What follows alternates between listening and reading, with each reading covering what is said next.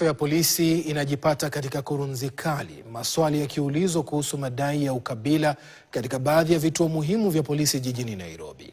Madai kwamba idadi kubwa ya maafisa wakuu wa vituo vya polisi OCS wanatoka eneo moja na jamii moja ya kikabila yamezua mjadala mkali, dhana iliyopingwa vikali na wakuu wa polisi nchini. Na kama anavyoripoti mwanahabari wetu Francis Ontomwa, mjadala huu umefufua maswali mazito kuhusu mshikamano wa kitaifa. Kuibuka kwa madai kuwa vituo vingi vya polisi jijini Nairobi vinasimamiwa na maafisa wakuu wa vituo OCS kutoka jamii moja ya kikabila zilizua mjadala mkubwa mtandaoni na kulazimisha huduma ya taifa ya polisi kujibu na kukana madai haya vikali. Ingawa baadhi ya majina yaliyosambaa mtandaoni hayakuwa sahihi, KTN imefanya uhakiki wake na kubaini kuwa baadhi ya vituo muhimu zaidi vya polisi katika jiji la Nairobi vinasimamiwa na maafisa wanaotoka jamii hiyo hiyo ya kikabila. Vituo hivyo ni pamoja na Lang'ata, Kamukunji, Industrial Area, Gigiri, Kilimani, Kasarani, Parklands, Soweto na Mihang'o.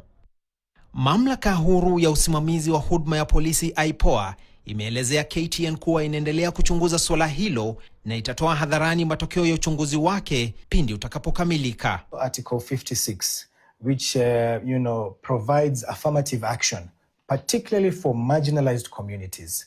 So, I mean, the state cannot hide behind, major ethnic communities only, because the Constitution has expressly provided that even minority and marginalized groups must be represented in public service.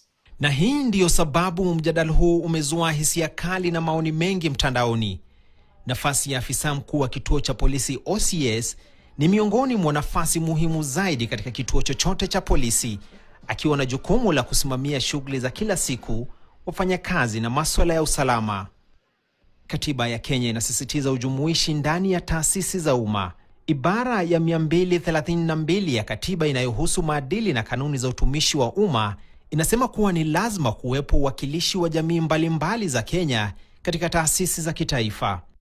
Kadri nchi inavyoanza kuingia katika msimu wa siasa kuelekea uchaguzi wa mwaka 2027, bila shaka uchunguzi na ufuatiliaji wa taasisi zinazohusika na kudumisha sheria hauwezi kuepukika.